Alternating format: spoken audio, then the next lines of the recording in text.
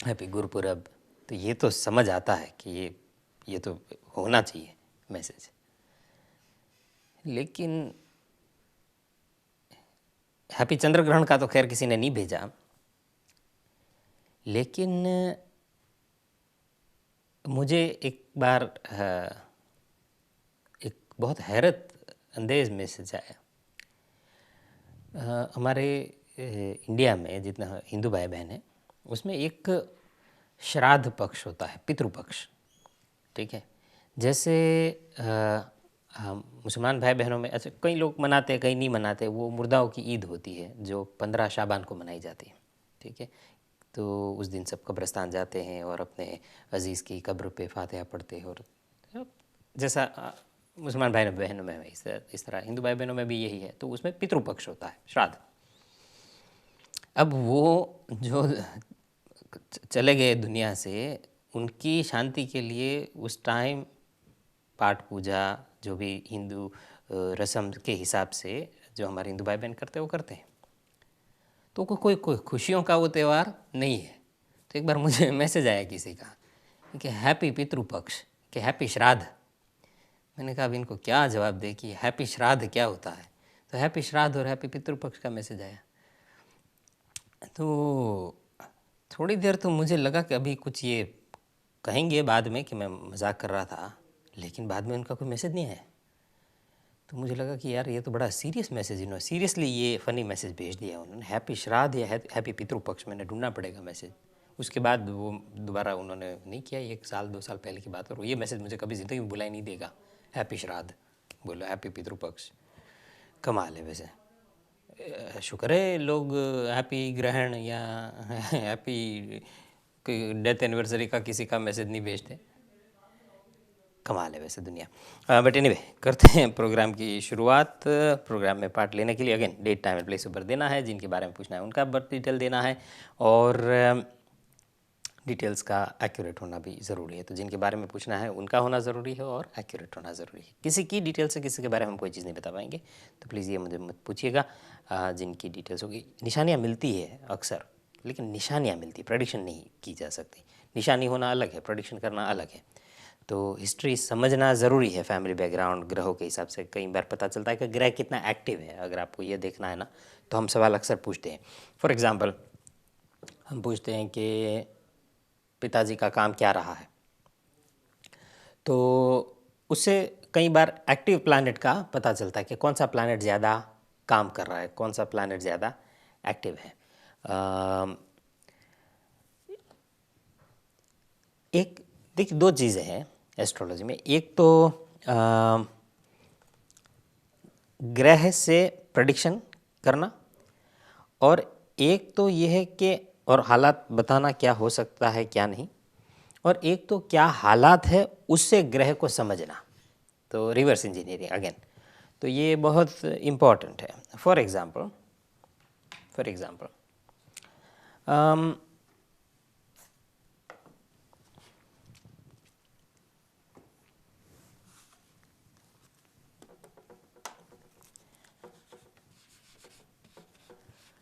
एक चीज़ मैं आपको छोटी बता दूँ, पहले डिस्कस हुई है, लेकिन एक बार और समझ जाए तो उसमें कोई बुराई नहीं है।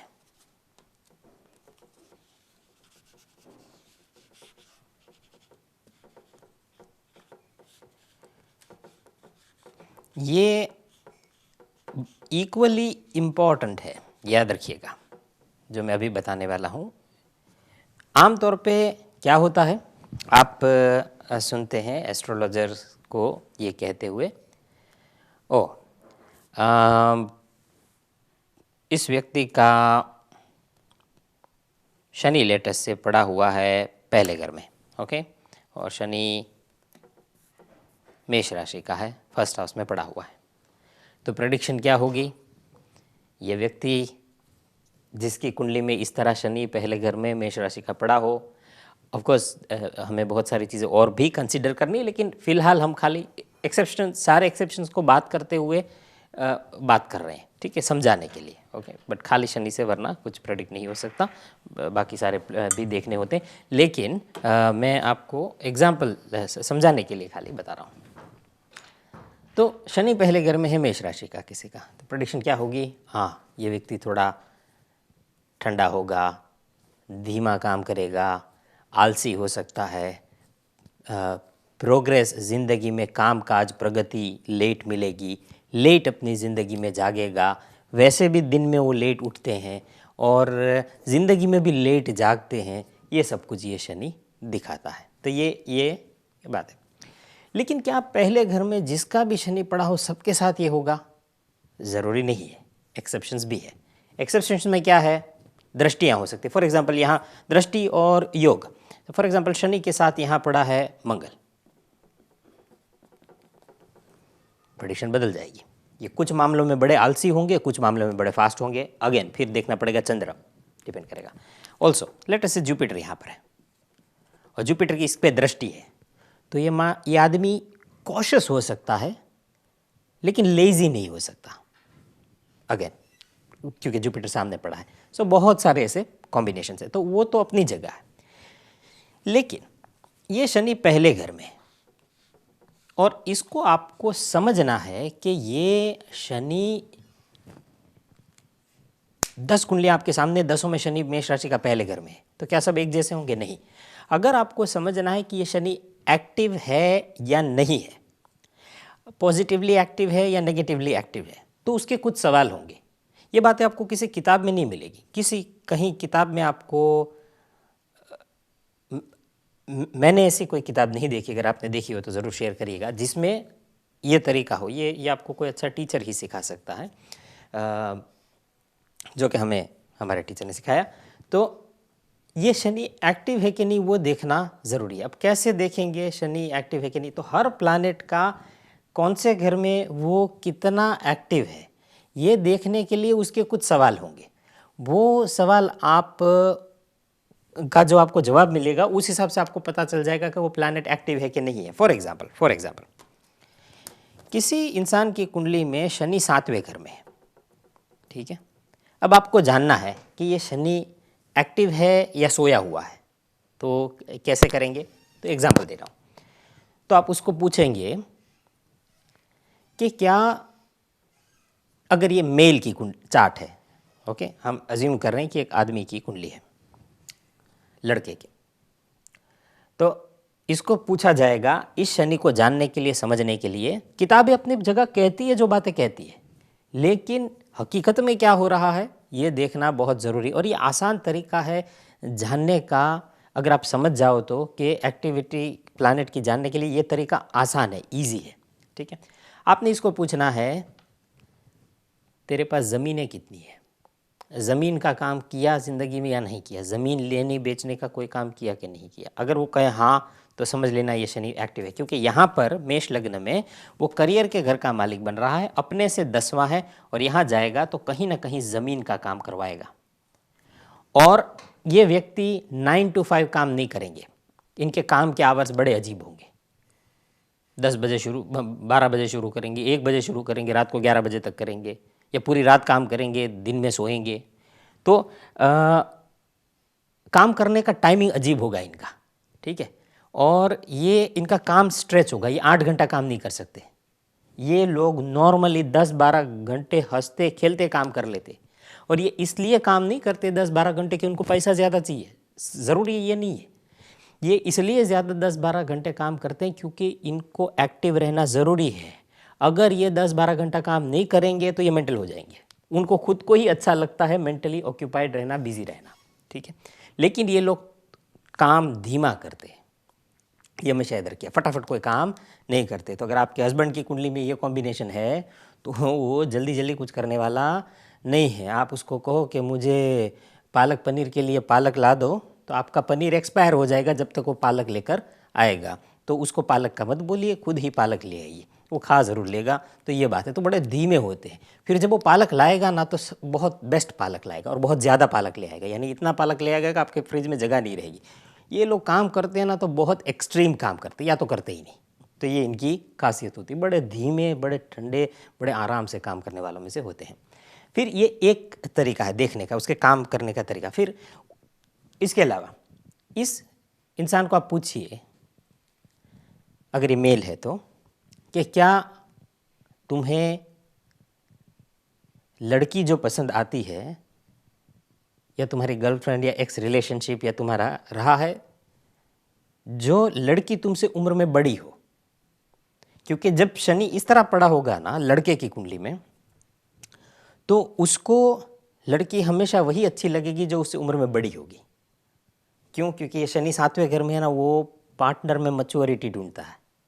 उसको लड़की चाहिए जो बहुत समझदार हो, यानी बहुत ज़्यादा समझदार। ओके, तो ये शनि 7वें घर में हो तो अगर वो कहे हाँ मेरी एक एक्स गर्लफ्रेंड या दो, या मुझे हमेशा अपने से बड़ी उम्र की लड़की अच्छी लगी है, तो समझ लेना ये शनि बहुत एक्टिव है, ये याद रखिएगा।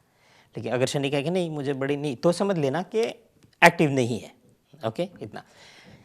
सवाल ये है कि एक सवाल में दिखता है कि वो एक्टिव है, दूसरे में नहीं दिखता, तो क्या करेंगे? तो वो फिर कभी हम इस पे बात करेंगे। तो ये एक तरीका है देखने के लिए। बहुत सारे ऐसे प्लैनेट, फॉर एग्जांपल किसी की कुंडली में जुपिटर फर्स्ट हाउस में, अगर देखना है ना कि ये जुपिटर एक्टिव है कि नहीं है, तो देख लेना ये बंदा जल्दी हर चीज़ सीखेगा, उसको सीखने का बड़ा शौक होगा, फटाफट सीखेगा, यानी उसको सीखने की ताकत उसमें बहुत ज़्यादा होगी। फिर डिपेंड करेगा कि किस राशि का है। लेकिन अगर पहले घर में जुपिटर है और समझता ही नहीं है, कोई बात जल्दी सीखता ही नहीं है, तो समझ लेना पहले घर में जुपिटर बैठा है लेकिन सोया है, कोई काम का नहीं है। तो अगर कोई पहलवान हो, सो रहा है तो सो रहा है, वो फिर पहलवानी थोड़ी करता है नींद में। क्रिकेटर हो, सचिन तेंदुलकर है, बहुत अच्छा क्रिकेट खेलते हैं, आर्ग्यूएबली दुनिया के सबसे अच्छे बैट्समैन हैं, तो लेकिन अगर वो सो रहे तो फिर तो सो ही रहे हैं, उसमें तो सोते सोते इंडिया के नहीं जिता सकते। तो प्लैनेट सो रहा है कि नहीं, वो जागने के लिए एक और तरीका है जिसमें प्लैनेट्स की अवस्थाएं बताई जाती है। जैसे चलिए हम बात करेंगे, सॉरी हमारी टीम मुझे बता रही है कि ब्रेक लेना होगा, सो पहले हम बढ़ रहे हैं एक छोटे से ब्रेक की ओर। ब्रेक से आते ही इस चर्चा को हमारी जारी रखेंगे और फिर कॉलों का सिलसिला भी शुरू करेंगे ब्रेक के बाद। Welcome back after the break. Break से पहले हमारी बात हो रही थी हाँ प्लैनेट के ट्रेड्स के ऊपर। सो फिर अच्छा, जैसे जुपिटर की बात हो रही, तो ये बातें मैंने आपको बताया कि किताबों में आपको पढ़ने नहीं मिलेगी, ठीक है। ये आप अच्छे टीचर से सीखते हैं और उसके बाद फिर आप अपने एक्सपीरियंस से समझ लेते हैं कि इसका प्लैनेट एक्टिव है कि नहीं है। सो टीचिंग और एक्सपीरियंस दोनों मैटर करते हैं। सो ये एक एग्जांपल और है कि जुपिटर। फिर फॉर एग्जांपल किसी की कुंडली में राहु 9th हाउस में, ओके, राहु के साथ सूर्य पड़ा है। अब ये दोनों, टीम को कहेंगे कुंडली टीवी स्क्रीन पे दिखा दें, तो ये दोनों ऑपोजिट प्लैनेट है, राहु और सन, ये दोनों 9th हाउस में पड़े हैं। अब इसमें से कौन सा एक्टिव है कौन सा नहीं, ये देखना है।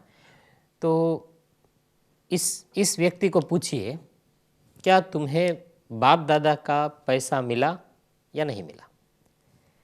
क्या तुम्हारे तक वो धन पहुंचा या नहीं पहुंचा?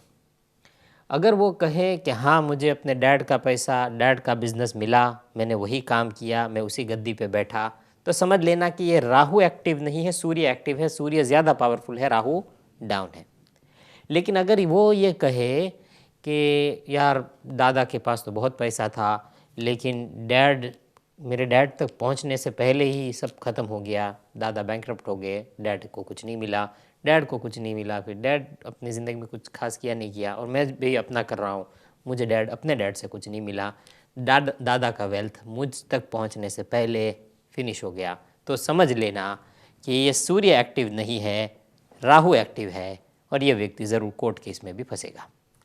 सो एक एग्जाम्पल है, ऐसे न्यूमरस एग्जाम्पल हो सकते हैं, केस सिनेरियोस हो सकते हैं, और न्यूमरस प्लानिटरी प्लेसमेंट हो सकती है जिसके ऊपर हम बात करते हैं। तो ये याद रहे।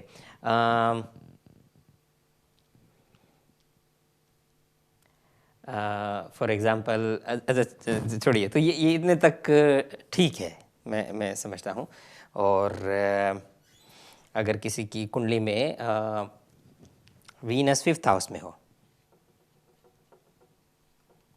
ठीक है, लड़के की, और अगर उसको उसके बहुत सारे रिलेशनशिप बने, उसकी बहुत सारी गर्लफ्रेंड बने, एक के बाद एक के बाद एक, तो समझ लेना ये वीनस बहुत एक्टिव है।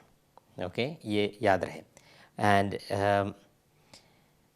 अगर रिलेशनशिप वो खुद ही तोड़ता रहता है, किसी का दिल बार बार तोड़ता रहता है, तो ये वीनस एक्टिव है, लेकिन नेगेटिवली एक्टिव है, कभी ना कभी उसका हर्जाना भरना पड़ेगा। और वीनस अगर पॉजिटिवली एक्टिव है तो एक ही रिलेशनशिप लंबे समय तक चलेगा। तो इसका मतलब वीनस बुरा नहीं है, रिलेशनशिप एक ही रहा, लंबे समय तक चला। और चलना ना चलना फिर एक और चीज़ हो जाएगी, लेकिन कंसिस्टेंसी अगर रिलेशनशिप में हो तो ये वीनस एक्टिव है पॉजिटिवली। और अगर बहुत ज़्यादा रिलेशनशिप बने और हर एक के साथ ये प्ले ही करते रहें, तो समझ लेना ये वीनस एक्टिव है नेगेटिवली। और अगर वीनस 5th हाउस में हो, रिलेशनशिप बने ही ना, तो ये सो रहा है, एक्टिव नहीं है, नेगेटिव। फिर एक्टिव में भी पॉजिटिवली एक्टिव, नेगेटिवली एक्टिव हो सकता है, ठीक है। तो ये एक्टिव नहीं है, ये वीनस न पॉजिटिव है ना नेगेटिव है, ये सोया हुआ है, एकदम मंदा, एकदम सोया हुआ है। तो ये बात है। बट बहुत सारी चीज़ें अभी मैं कल ही हमारे एक मित्र है, फैमिली फ्रेंड है, उनके बहन की बेटे की कुंडली देख रहे थे। तो लड़के का वीनस इधर है 7th हाउस में, उसकी कन्या लग्न की कुंडली है और 7th हाउस में उसका वीनस पड़ा है। उसको जल्दी, वो कहता है शादी नहीं करनी, ऐसा कह रहा था। कल मैंने उसको समझाया कि भाई देख, लड़का मेरी ही जनरेशन का है, इसके लिए उससे और खुल के बात हो सकती है, उसकी मासी मासा सब थे। तो जनरल में उसको बता रहा था कि भाई वीनस उसका है इधर, कन्या लग्न में वो 9th लॉर्ड बनता है। यहाँ वीनस टॉप क्वालिटी का वीनस पड़ा है 7वें घर में। तो सवाल वो बिजनेस का पूछ रहा था, क्या करना क्या नहीं। तो मैंने उसको कहा भाई देख, तेरी किस्मत की चाबी तेरी बीवी के हाथ में है। जब लड़की मिलेगी, शादी करेगा, तो तेरी किस्मत ज़्यादा खुलेगी, क्योंकि पहला घर डोरमेंट है, ये खाली है, यहाँ कुछ नहीं है। ओके, जब पहला घर खाली हो तो 7वें घर के पास चाबी होती है। ये एक प्रिंसिपल है एस्ट्रोलॉजी का, जहाँ पहला घर खाली है तो 7वें घर के पास सारी चाबी होती है। तो चाबी 7th हाउस में, 7th हाउस शादी का है, यहाँ पर भाग्य स्थान का मालिक बनकर के शुक्र इधर पड़ा है। दिखाता है कि जब शादी करेगा, ये वीनस एक्टिव अभी सोया हुआ है।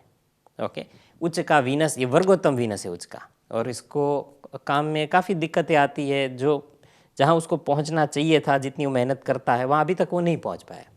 तो क्या कर सकते हैं ये वीनस को एक्टिव करने के लिए? हर प्लैनेट को आप एक्टिव नहीं कर सकते, ठीक है, लेकिन ये अगर वीनस सोया है, इसको अगर एक्टिव करने है तो क्या कर सकते हैं? इसकी इस पर्टिकुलर कॉम्बिनेशन में इस वीनस को जगाने के लिए शादी करेगा, वीनस एक्टिव होगा, भाग्य खुलेगा, तो बीवी आएगी, किस्मत लेकर आएगी। तो बात ये है। बट एनीवे, काफ़ी सारे ऐसे योग हो सकते हैं, प्लैनेट को एक्टिव किया जा सकता है कुछ काम करने से, या ये कह लीजिए कि वो एक्टिव हो ही जाता है, हम कुछ करें या ना करें। हमारे स्पेशली अगर हम चाहे ना चाहे, हमारे कुछ करने से कभी कभार प्लैनेट एक्टिव हो ही जाता है। फॉर एग्जांपल, किसी की कुंडली में राहु 2nd हाउस में है, अगर फैमिली से झगड़ा किया तो ये राहु एक्टिव हो जाएगा, तंग करेगा। अपने खाने पीने का और सोने का टाइमिंग सही नहीं रखा तो ये राहु एक्टिव हो जाएगा। तो अगर इसको शांत रखना है तो अपने खाने के टाइम को नॉर्मल करिए, खाने में एक्सट्रीम टेस्ट मत करिए, और खाने में और सोने में कंसिस्टेंसी डेवलप करिए। सोने का टाइम रेगुलर कर लीजिए, खाने का टाइम रेगुलर कर लीजिए, तो ये, और फैमिली के साथ अच्छी तरह रहिए, तो ये राहु की नेगेटिव इफेक्ट काम डाउन हो जाएगी। और अगर खाने का टाइमिंग इधर उधर है, एक दिन 1 बजे लंच कर रहे हैं, दूसरे दिन 4 बजे लंच कर रहे हैं, 5वें दिन डाइट पे हैं और उसके बाद दबा के खा रहे हैं छठे दिन, इस तरह इनकन्सिस्टेंसी, इसका ऐसा करने से आप इस राहु को एक्टिव करते हैं। अब इसमें 2 चीज़ें ना, कई लोग कहेंगे राहु उधर है इसलिए ऐसा हो रहा है, या अब इसका तो जवाब मैं खुद ढूंढ रहा हूँ, तो कि राहु ऐसा है इसीलिए ये ऐसा हो रहा है, या ये ऐसा करने की वजह से ये राहु को एक्टिव कर रहे हैं। तो चिकन पहले आई या मुर्गी या अंडा पहले आया, ये कहना मुश्किल है। तो ये इसी तरह की सिचुएशन है। इन शॉर्ट मैं समझता हूँ कि लोग चाहते हैं कि कोई एक्सटर्नल उपाय हो जाए और सब कुछ ठीक हो जाए, वो तो नहीं होने वाला, आपको खुद कुछ करना पड़ेगा। तो इस राहु को ठीक करने के लिए क्या करना है? सिंपल उपाय, अपने खाने का टाइमिंग और अपने सोने का टाइमिंग एक तरह रखिए, ज़बान अपनी मीठी रखिए, गालियाँ मत बोलिए और झगड़ा मत करिए किसी के साथ, फैमिली के साथ खास करके। तो ये राहु कितना भी बुरा होगा शांत बैठेगा। तो ये उपाय है। बट एनीवे, काफ़ी बात हो गई, हम कॉलर की ओर बढ़ेंगे। सो ये टॉपिक बहुत इंटरेस्टिंग है। इसमें आप प्लैनेट को क्या करने से कौन सा प्लैनेट एक्टिव हो जाएगा। ये शांत बैठा है राहु, अगर इसको छेड़ना है, सांप को उठाना है, तो फैमिली से झगड़ा करो, अपशब्द बोलो, अपनी ज़बान को कड़वी कर लो और सिगरेट पीना बंदा शुरू कर दे, तो ये खराब होगा राहु। तो आपकी भी तबीयत खराब होगी, राहु खराब होगा। सो ये बात है। बट एनीवे, इसमें कई सारे तरीके हैं, कई सारे, फॉर एग्जांपल किसी की कुंडली में चंद्रमा है चौथा, मून और राहु चौथा घर में होगा, आप ट्रबल में पड़ोगे। लेकिन अगर माँ को सुनोगे, माँ को राज़ी रखोगे, माँ हैप्पी रहेगी, माँ अगर आपकी हैप्पी है तो आपके सारे काम बनेंगे। अगर माँ के साथ झगड़ा किया और सिगरेट पी, तो ये राहु एजुकेशन खराब कर देगा, आपका करियर बिगाड़ देगा, आपकी सुख शांति के लिए डेंजरस होगा, याद रखिएगा। तो क्या करना चाहिए इस राहु का? मम्मी से अच्छे रिलेशन रखो, माँ की बात सुनो, सिगरेट से दूर रहो और गाड़ी चलाते वक्त कॉन्सेंट्रेट करो, ध्यान दो। ये उसके उपाय हुए राहु के। लेकिन अगर माँ से झगड़ा हुआ और शराब नशे पे या सिगरेट पे चढ़े, फिर तो ये राहु भारी होगा, ये मून बेचारा तंग होगा, मून तंग होगा तो आप ज़िंदगी में तंग होंगे, सिंपल एज दैट। सो ये है। तो इसी तरह बीवी को खुश रखने के भी कॉम्बिनेशन होते हैं। कई बार ऐसा होता है कि बीवी को राज़ी रखोगे तभी काम होगा, वरना नहीं होगा। तो बेचारे कुछ आदमियों की कुंडली में ऐसा भी योग होता है। सो ये है। आइए देखते हैं एक आध एग्जाम्पल, एक आध कुंडली देखते हैं, फिर उसमें एक्टिवेशन थियरी अप्लाई करने की कोशिश करते हैं। हेलो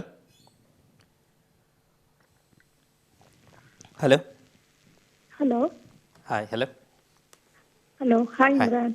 हाय हेलो કેમ છો ભાઈ? बस मजा बेन, तमें? बस मजा में, थैंक यू। मैंने आपको अप्रैल में पूछा था कामकाज के बारे में, इनके लिए मैं डिटेल्स बताती हूँ। 6th of April 1990 in Nairobi at 10:30 AM। नाम का पहला लेटर क्या है?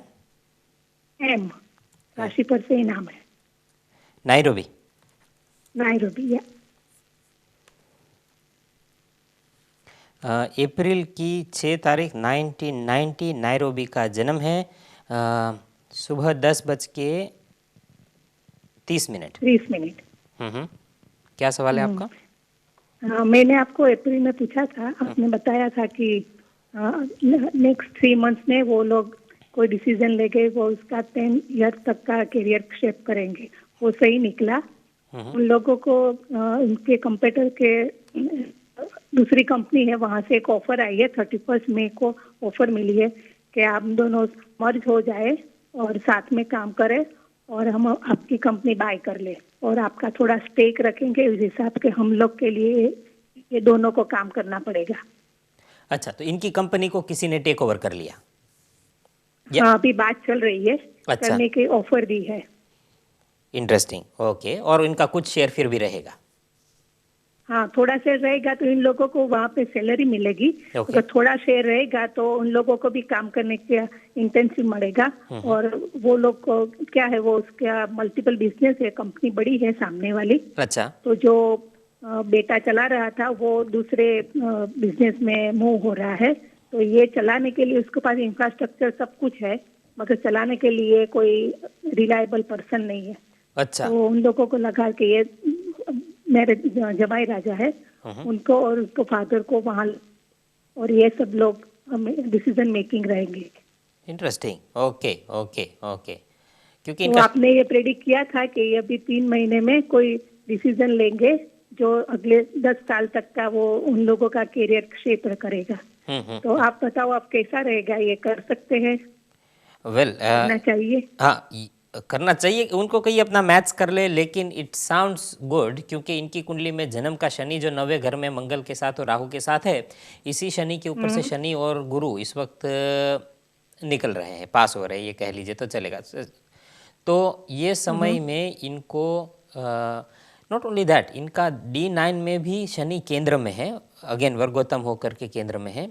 तो ये क्लियरली दिखाता है कि इस समय के अंदर अंदर लाइफ चेंजिंग डिसीजन लेंगे, ऐसा बदलाव करेंगे, ऐसा चेंज आएगा पॉजिटिव, जो जैसे पहले कहा मैंने आपको कि जो अगले इनके 10, 15, 20 साल तक इनको वो अभी जो डिसीजन लेंगे ना, उसका असर उनको सालों साल मिलता रहेगा। तो अच्छा, ये इसी तरह और का ये चेंज। लोग कल कंपनी देखने के लिए भी आने वाले हैं, कैसा Okay. चल रहा है, अकाउंट का भी एक्सचेंज हो रहा है। Lovely. तो अभी एक्लिप्स हो रहा है 21 को। तो ये सब अभी आगे बढ़े कि मुझे फिर रुकना मुझे चाहिए? मुझे क्योंकि एटलीस्ट मुझे एक्चुअली इसी पे बात करनी थी। अभी एक्लिप्स एक तो होगा 21 को, एक अभी हुआ है। अब ये जो 5 जून को हो गया। हाँ, अभी जो हुआ ना एक्लिप्स, ये चंद्र ग्रहण इनके 7वें स्थान में हुआ है। तो मतलब ये है कि अग्रीमेंट जो इनका होगा ना, इनको कहना ध्यान से डिटेल्स पढ़ ले, डॉक्यूमेंट्स में ध्यान रखें उन लोगों के लिए। हाँ, साइन डिटेल्स करने से पहले गौर से पढ़नी है, डिटेल्स बहुत ध्यान से पढ़नी है, ये बहुत ज़रूरी है। क्योंकि 7th हाउस अग्रीमेंट का होता है। आप लाइन पे बने रहिए, लाइन पे बने रहिए। फिलहाल हम बढ़ रहे हैं छोटे से ब्रेक की और एक इंटरेस्टिंग कुंडली हमारे पास है। देखते हैं, एक कोट मुझे याद आ गया, और ये कोट आई थिंक रूमी का है या खलील जिब्रान का है, मुझे याद नहीं किसका कोट है, लेकिन कोट बहुत अच्छा है। तो कोट में ये है कि we choose our happiness and sorrows long before we experience them. हम हमारे दुख और सुख का चुनाव, दुख और सुख मिलने से कहीं पहले हमने उसको चुन लिया होता है। मैं समझाऊंगा आपको इसको। फिलहाल बढ़ रहे छोटे से ब्रेक की और मिलते हैं ब्रेक के बाद। Welcome back after the break से पहले हमारी बात कॉलर से हो रही थी, उनसे हमारी बात जारी रहेगी। गीता जी का मैसेज आया। गीता जी लिखती है, hello dear Imran, very interesting programme today, well done. Thank you Gita ji आपके मैसेज का। गीता जी प्रोग्राम देख रही हैं। एनीवे, कॉलर से बात करते हैं, फिर हमारी चर्चा भी थोड़ी है उसको जारी रखते हैं। Hello hello hello. हाँ जी बहन जी। हमारी बात हो रही थी कि ग्रहण अभी हुआ है। एक ग्रहण जो हुआ ऑलरेडी, वो चंद्र ग्रहण है, वो इनकी कुंडली में 7वें घर में हुआ। 7वां घर कुंडली में कॉन्ट्रैक्ट्स और अग्रीमेंट्स के लिए बहुत इम्पॉर्टेंट है। ओके, खास करके बड़े कॉन्ट्रैक्ट्स इस तरह के, उसके लिए 7वां घर बहुत इम्पॉर्टेंट है। तीसरा घर भी कॉन्ट्रैक्ट का होता है, लेकिन तीसरा घर वो टर्म्स एंड कंडीशंस है जो ऑनलाइन हमें बताते हैं और वो हम कभी पढ़ते नहीं हैं, और इतने लंबे लंबे टर्म्स एंड कंडीशंस होते हैं तो हम कहते हैं यार कौन ये पढ़े इतना। तो वो तीसरा वो वाले ज़्यादातर होते हैं। लेकिन 7वां घर major contract, major signing agreements, जैसे शादी में आप कितनी करते हैं ज़िंदगी में? एक, कई लोग एक से ज़्यादा करते होंगे, लेकिन ज़्यादातर लोग एक ही करते हैं। अब एक कॉन्ट्रैक्ट ऐसा है कि जिसमें आपको साइन करना है और ज़िंदगी भर उससे बंधना है, तो कितना इंपॉर्टेंट कॉन्ट्रैक्ट हुआ। इसीलिए मेजर इंपॉर्टेंट कॉन्ट्रैक्ट इधर होंगे। तो ये इनकी कुंडली में इसी घर में अभी ग्रहण हुआ है, तो इनको कहना कि डिटेल सारी पढ़ ले, 2 बार पढ़ ले, लॉयर से चेक करा ले, और जो इस फील्ड के लॉयर हो, जिन्होंने कॉन्ट्रैक्ट्स का लॉ पढ़ा हो, ऐसे किसी से सारा कुछ चेक करवा ले, उसके बाद डिसीजन ले। मैं ये कहूँगा। ओके और उनके फादर की मून साइन भी कैंसर है। तो अभी जो 21 को एक्लिप्स होगा वो उनके 12वें घर में होगा, दामाद जी के 11वें घर में होगा। तो उनके बाद सब आगे बढ़े कि अभी बातचीत करने में कोई हर्ज नहीं है? बातचीत करने में कोई हर्ज नहीं, कोई हर्ज नहीं। और फाइनल कॉन्ट्रैक्ट पे जब साइन करनी होगी तो वो राहु मूव हो जाए उसके बाद करे कि पहले हो जाए तो भी ठीक है?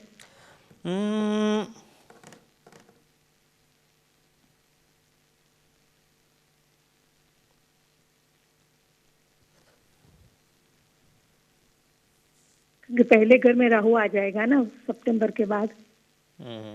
वो तो कोई वो नहीं है प्रॉब्लम। आप कब करें, आप बता दीजिए, टाइम प्लीज बता दीजिए कौन से टाइम में करे अच्छा रहेगा। फाइनल कॉन्ट्रैक्ट पे जो साइन करनी रहती है ना वो। बहन जी उसकी तो तारीखें निकाली जा सकती है, वो कोई इश्यू नहीं है। बात ये नहीं है, बात ये है कि जो हम गुजराती में वर्ड यूज़ करते हैं वाटाघाट, जो बातचीत जो है ना, हाँ। नेगोशिएशंस और बातचीत, वो एज फार एज इन महीनों में हो। ओके, मार्च एंड से अप्रैल मई जून, ये 3 महीनों में इनको बायर ढूंढना, बातचीत करना, इवन वर्बली अग्री कर लेना तो अच्छी बात है। फिर साइनिंग भले उसके बाद कर दे तो ठीक है ना। हाँ, मेन देखिए, मेन चीज़ साइनिंग या वो सब सेकेंडरी है।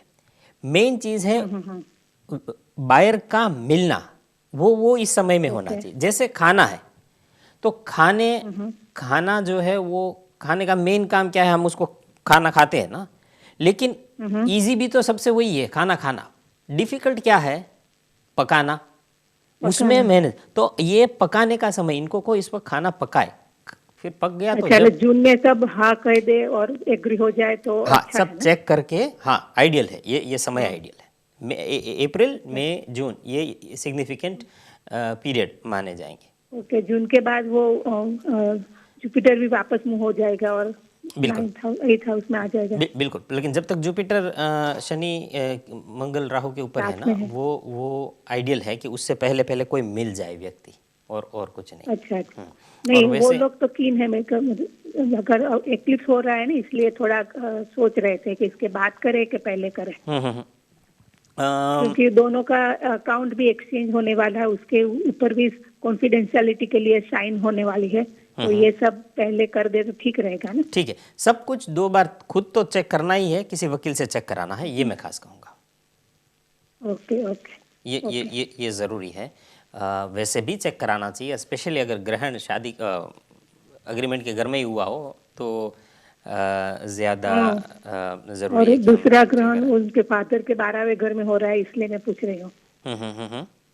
नहीं, और सिर्फ उनके 12वें लिए 11th हाउस में है। नहीं, सिर्फ 12वें घर से मैटर नहीं करेगा, और भी चीज़ देखनी पड़ेगी। लेकिन इनकी कुंडली में चंद्र से चौथा और लग्न से 7वां है, सो मैं ये खास कहूँगा कि इसमें ताकीद रखिए, खास करके ध्यान से।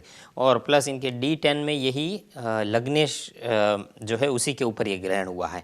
सो सिग्निफिकेंट है ये समय इनके लिए बहुत सिग्निफिकेंट है, ये टाइम इनके लिए बहुत इंपॉर्टेंट है। और मगर वो मूव जो करेंगे वो पॉजिटिव रहेगा ना, अगले थोड़े करियर के लिए ठीक रहेगा? फॉर्चुनेटली ऐसे ही लग रहा है, क्योंकि 9th हाउस एक्टिव है जिस तरह है, इसमें काम में मेजर चेंजेस, काम ऐसा कि जिसमें पिताजी या फैमिली, बाप या बाप की फैमिली जुड़ी हो, ऐसा कोई काम, उसमें कोई मेजर चेंज, ये सब कुछ।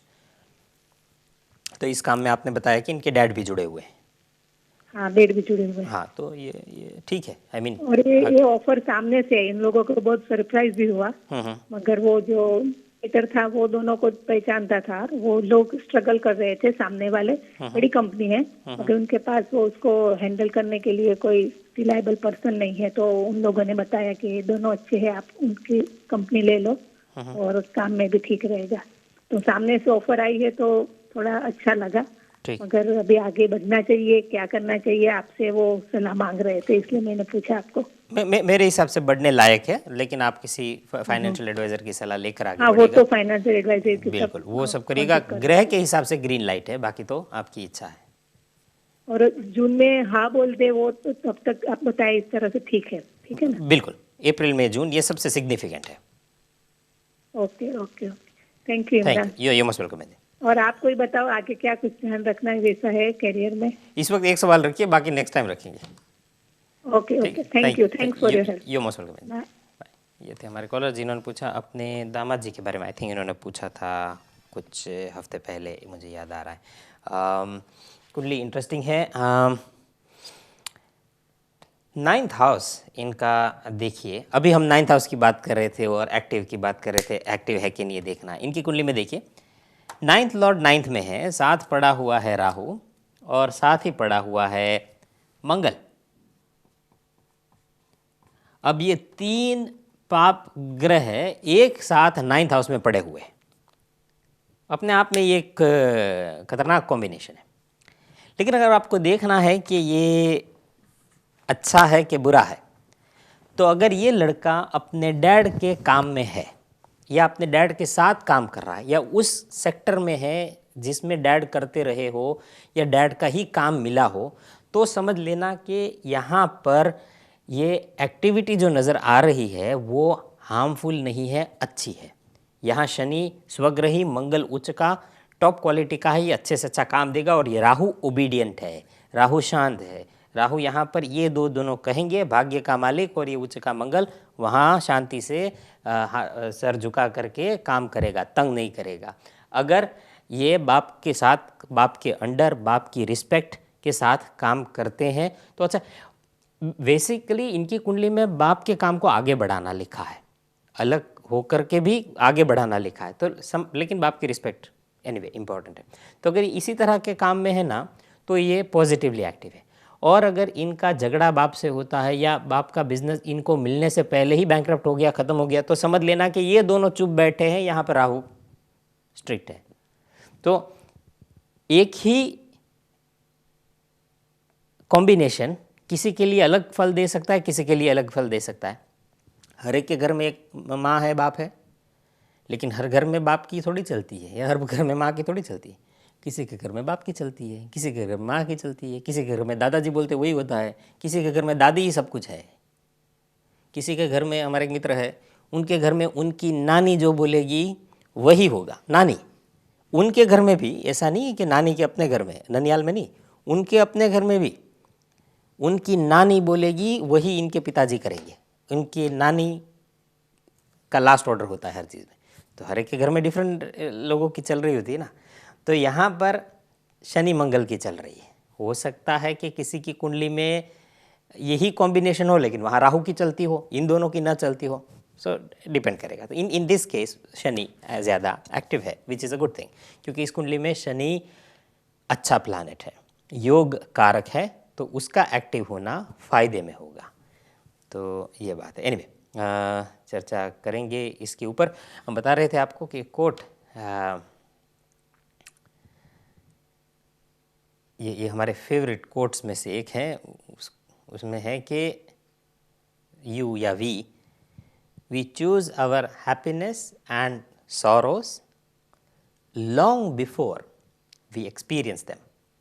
सो इसका मतलब ये है कि हमने अपनी खुशियों का और अपने गम का, अपने आंसुओं का और अपनी हंसी का चुनाव बहुत सालों पहले कर चुके होते हैं। हमें खुशी, हैप्पीनेस या आंसू मिलते बाद में है, लेकिन पहले ही हम उसको चुन चुके होते हैं। ये पहले हमें पता नहीं होता, जब हम उसको चुनते हैं ना, तब हमें पता नहीं होता। फॉर एग्ज़ाम्पल, किसी ने तय किया कि मुझे शादी करनी है, या शादी हो गई, उन्होंने तय किया कि चलो अब हमें भी एक बच्चा चाहिए। तो उन्होंने बच्चा उनके वहाँ पैदा हुआ। बच्चा आज पैदा हुआ, उसके बाद बच्चा 25-30 साल का हो गया और वही बच्चा माँ बाप को दुख दे रहा है, तकलीफ़ दे रहा है, अजियत पहुंचा रहा है, और माँ बाप को इतना तंग किया हुआ है कि माँ बाप रो रहे हैं कि हमारा बच्चा ऐसा कैसा क्यों हमारे साथ कर रहा है। तो बच्चा तो ये 25 साल 30 साल डिपेंड करेगा, अलग अलग उम्र में बच्चे तंग कर सकते हैं, कोई 40 साल, तो वो तो उस 30 साल बाद तंग कर रहा है। पैदा तो 30 साल पहले हुआ था, तो 30 साल के बाद माँ बाप रो रहे हैं आंसुओं से कि ये हमारा बेटा हमें बहुत तंग कर रहा है, उसकी वजह से हम इतने दुखी हैं। रोना तो 30 साल बाद शुरू किया, लेकिन ये बच्चे का डिसीजन कब लिया था? 30 साल पहले। तो 30 साल पहले का डिसीजन 30 साल बाद आंसू दे रहा है। तो ये हो सकता है। हो सकता है किसी ने एक बिज़नेस शुरू किया, उसने आज एक बिज़नेस शुरू किया, एग्ज़ाम्पल 2010 में उसने बिज़नेस शुरू किया। वो बिज़नेस शुरू किया, थोड़ी देर प्रॉफिट बना, फिर ये हुआ, फिर वो हुआ, करते करते बीच में रिसेशन आया, फिर अच्छा टाइम आया, बुरा टाइम आया, करते करते 2010 में बिज़नेस शुरू किया था, 2020 में बैंकरप्ट हो गया, बिज़नेस डूब गया। उस बिज़नेस में सारी प्रॉपर्टी, मकान, जो भी एसेट, सब कुछ वो भी उसमें लगा दिए, सब कुछ खो दिया, बंदा खाली हो गया। खाली 2020 में हुआ, लेकिन ये बिज़नेस का डिसीजन कब लिया उसने, शुरू कब किया? 2010 में। तो डिसीजन 2010 में लिया था, रोया, बैंकरप्ट हुआ, कब ख़त्म हुआ? 2020 में। इसी तरह ये भी हो सकता है कि 2010 में बिज़नेस शुरू किया, धीमा चला, स्ट्रगल किया, 11, 12, 13, जल्दी कुछ मिल नहीं रहा, और मेहनत की, इधर से पैसा लिया, उधर से लिया, हर चीज़ करते करते 2020 में बिज़नेस बूम हो गया और खूब कमाया, तो फ़ायदा हुआ। फ़ायदा 20 में हो रहा है, किया कब शुरू? 2010 में। So we choose our happiness and sorrows long before we experience them. So यही है, आज आप एक रिलेशनशिप में पढ़ते हैं, एक लड़के के साथ, लड़की के साथ, नया नया आपने उसको देखा, उसने आपको देखा, आपको उसके विचार, बातें बड़ी अच्छी लगी, और आपको लगा कि नहीं यार, ये मुझे उसके साथ आगे बढ़ना चाहिए। उसने भी आपके बारे में ये सोचा, और आप दोनों ने डिसीजन लिया कि हम एक रिलेशनशिप में साथ पढ़ते हैं। तो आप रिलेशनशिप में गए आज 2010 में, लेटेस्ट से 2009 में रिलेशनशिप में गए। वो रिलेशन 2009 से आपका चला 10, 11, 12, 13, 2014 तक आपका रिलेशन चलता रहा। उसके बाद सिचुएशन ऐसी आ गई कि आप दोनों जुदा हो गए, रीज़न जो भी बना, कभी माँ बाप नहीं मानते, कभी अलग अलग रीज़न होते हैं ना, तो माँ बाप ने कहा नहीं, शादी नहीं करनी, लड़के के माँ बाप ने ना बोल दिया, लड़की के माँ बाप ने ना, जो कुछ भी, फिर दुखी होकर के अलग हुए। तो दुखी कब हो रहे हैं? 2014 में। रिलेशनशिप शुरू कब हुआ? 2009 में। 5 साल रिलेशनशिप रहा, 2014 में खून के आंसू रो रहे, जुदा, हिंदी मूवी वाला, वैसे खून के आंसू कोई नहीं रोता, लेकिन वो जुदा हो गए। तो लेकिन डिसीजन 2009 का था, दुख कब मिला? 2014 में। इसी तरह हम अपनी खुशियाँ और अपने गम बहुत पहले चुन लेते हैं, कॉन्सिक्वेंसेस बाद में मिलते हैं। इसी तरह खाने की भी बात है ना, खाना रोज़ समोसे, पकोड़े, तले हुई चीज़ खा रहे हैं, रोज़ खा रहे हैं बड़े मज़े से। एक टाइम आएगा जब डॉक्टर कहेगा भाई बड़ा हाई कोलेस्ट्रॉल आ गया आपको। कोलेस्ट्रॉल आ जाया? नहीं, कब से समोसे खा रहे थे, अब भरने का टाइम आया। यही बात है। एनीवे, तो बातें हमारी चलती रहेगी, अगले कॉलर की ओर आगे बढ़ेंगे, लेकिन उससे पहले लेना होगा एक छोटा सा ब्रेक। मिलते हैं ब्रेक के बाद। Welcome back after the break. Break से पहले हमारी बात हो रही थी चूजिंग हैप्पीनेस एंड सॉरोस के ऊपर। हो सकता है कि हम ज़रूरी नहीं कि दुख ही पुराना चुनते, हो सकता है कि हमारी खुशियाँ भी हम बहुत पहले चुन लेना, तो ये भी हो सकता है। ऐसा नहीं कि सिर्फ दुख ही चुन रहे होते हम, तो ये है। और कभी कभार एक्शन एक होता है छोटा, और उसका रिज़ल्ट क्या निकल आता है, तो ये है। बट एनीवे, फिर कभी उस पर बात करेंगे।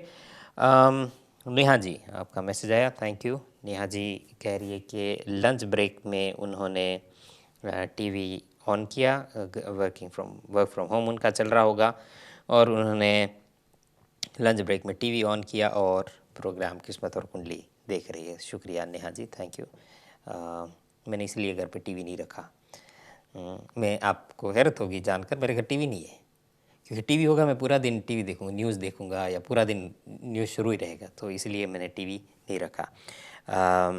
बहुत बड़ा डिस्ट्रैक्शन है, बट एनीवे, इससे बड़ा डिस्ट्रैक्शन हाथ में लेकर फिर रहे होते हैं हम, बट जितने कम डिस्ट्रैक्शन अच्छा है। वैसे ये बहुत अच्छा जॉब करता है डिस्ट्रैक्शन में ऑलरेडी, सो और कोई हमें रिक्वायरमेंट नहीं है एक और डिवाइस की जो हमें और डिस्ट्रैक्ट करे। सुनीता जी लिखती है, नमस्ते इमरान भाई, नमस्ते। Today green is your lucky colour question mark. Today green is my lucky colour. Lucky colour रोज़ तो नहीं बदलते, but thank you. Even light reflection is green today.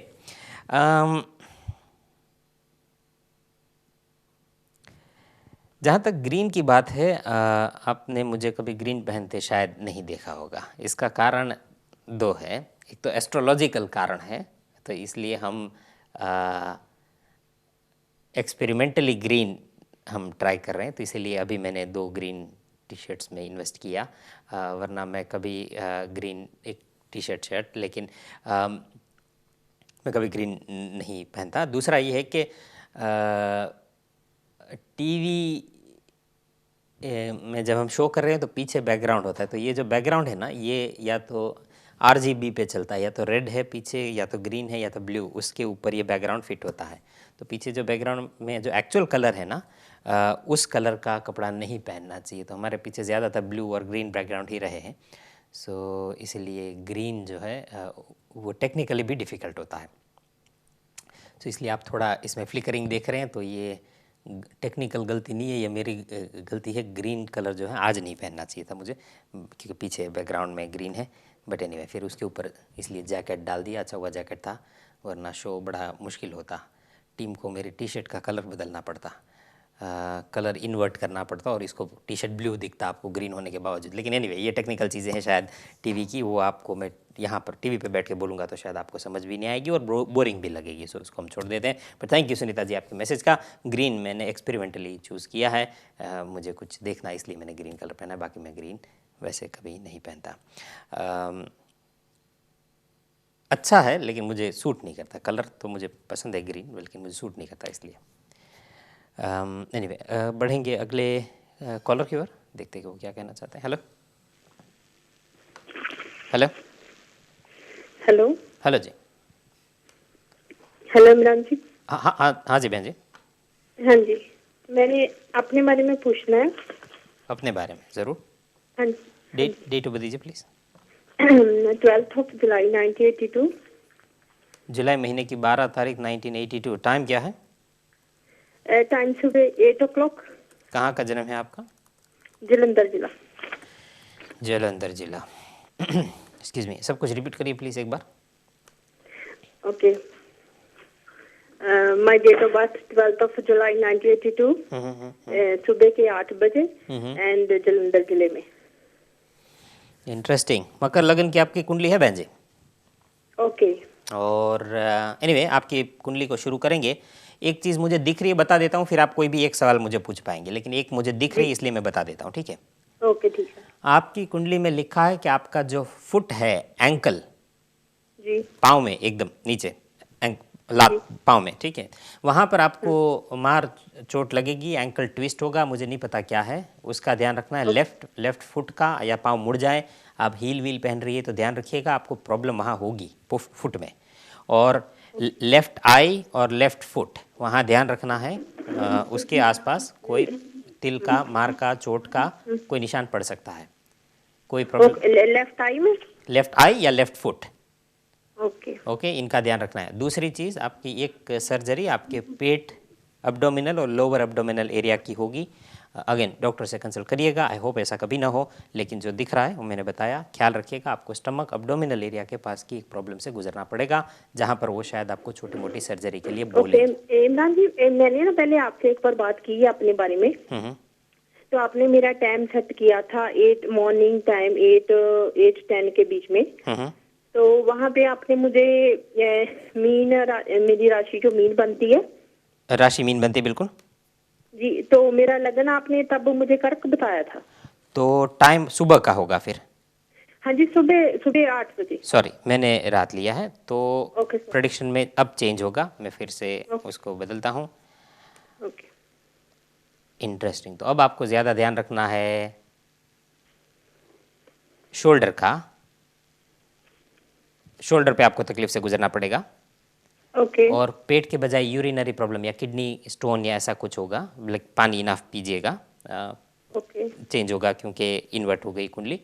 और हाँ, एक बात और है इसका मतलब नियर फ्यूचर में आपको जल्दी ही कोई वकील का या कोर्ट का चक्कर लगाना पड़ेगा। आपकी कुंडली में कोई लीगल मैटर नज़र आता है, आपको ओके आपको जल्दी ही वकील के पास जाना पड़े, कोर्ट में जाना पड़े, समझ नहीं आ रही क्या है ओके अभी अभी इसी टाइम के अंदर। तो ध्यान रखिएगा कोई काम ऐसा ना हो कि कानून की नज़रों में गलत हो। आपको इस वक्त कोर्ट वकील के चक्कर लगाने पड़ेंगे, ये कोर्ट ओके या इवन हॉस्पिटल। 12 वगैरह बहुत एक्टिव है आपका, तो जल्दी ही आपको ओके हॉस्पिटल की विजिट, कोई टेस्ट के लिए भेजा जाएगा या कोर्ट या आप वकील, आई डोंट नो।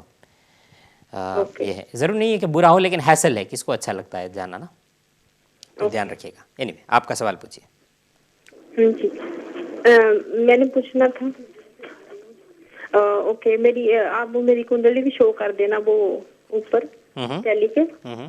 और मैंने पूछना था ना, मैंने जैसे अभी मुझे लगता है कि मेरे पे बुध की महादिशा चल रही थी, चल रही है।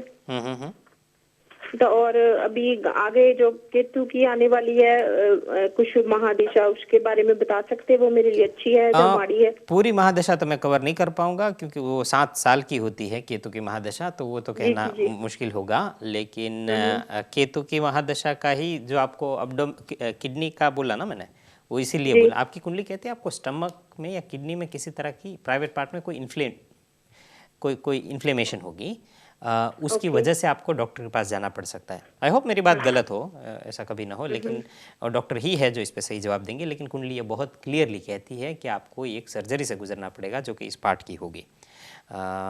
और इसके बारे में शायद आपको जल्दी ही बताया जाएगा, शायद बताए अभी सर्जरी केतु की दशा में हो जो 2021 में शुरू हो रही है।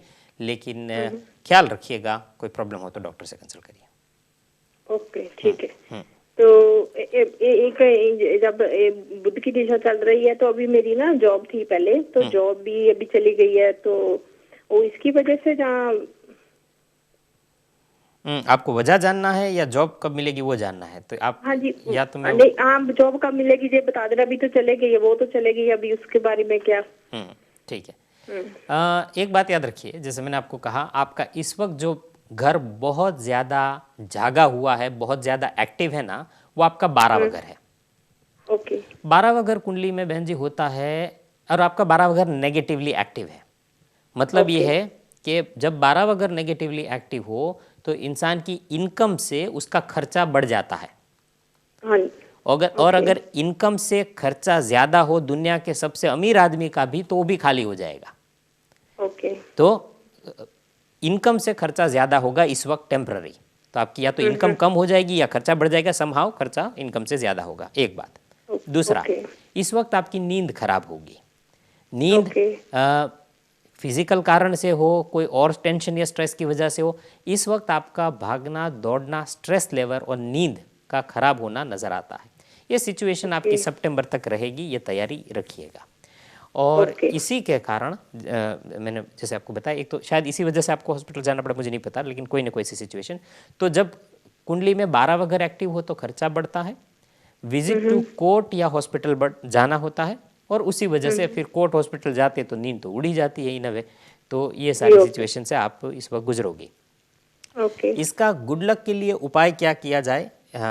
तो पहले तो जो हो रहा है उसको एक्सेप्ट करते रहिए, देखते रहिए, जागते रहिए। दूसरा ये है कि एक तो डिसेबल लोगों की सेवा करनी है आपने। किसी गरीब व्यक्ति की दवाई का खर्च देना है, ज़रूरत इंसान के दवाई का खर्च दीजिए, वो ज़रूरी है। और आपके बेड पे जाने का टाइम एक सेट करिए, रेगुलर उस टाइम पे आप बेड पे जाया करें, प्रेफरेबली अर्ली, बहुत लेट तक नहीं जागना, क्योंकि जितना लेट जागेगी उतना 12वें घर को और एक्टिव करेगी, तो नेगेटिवली, तो वो न करने के लिए ये करना है। आप जॉब के मामले में सितंबर तक स्ट्रगल करोगी ऐसा लग रहा है। अगस्त सितंबर तक आपका स्ट्रगल होगा। अलबत्ता ये नज़र आ रहा है कि इस महीने की 15 तारीख के बाद, मतलब आज से लेकर एक हफ्ते बाद, आपको कहीं टेम्पररी कोई काम का योग बन रहा है। ओके टेम्परेरी, हाँ, ओके ठीक है। ऐसा काम बनेगा कि या तो वहाँ पर आप पहले काम कर चुकी है, या पर वहाँ, या फिर वहाँ पर कोई कलीग या वहाँ बॉस ऐसा मिलेगा जिसके साथ आपने पहले काम किया हुआ है। तो या तो काम की जगह पुरानी होगी या पुराने कलीग आपको इस काम पे मिलेंगे, जो आपको अभी 15 जून के बाद, आज से लेकर एक हफ्ते बाद मिलने वाले हैं, और वो शायद टेम्पररी हो। तो सितंबर तक आपको काम में स्ट्रगल करना पड़ सकता है। ओके आप ओके ठीक है। तो किस फील्ड में अच्छा रहेगा? जैसे अभी मैं तो फूड में थी। जहाँ तक फील्ड की बात है,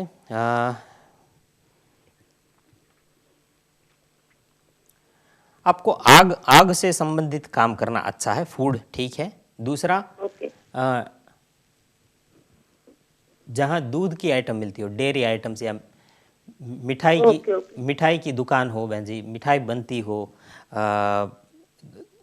खाना पीना और मिठाई, स्पेशल आग मिठाई, ऐसी जगह पर आपको काम करना अच्छा। या ऐसी जगह जहाँ से 10 जगह में चीज़ें सप्लाई होती हो, जैसे कि फूड का कोई वेयर हाउस।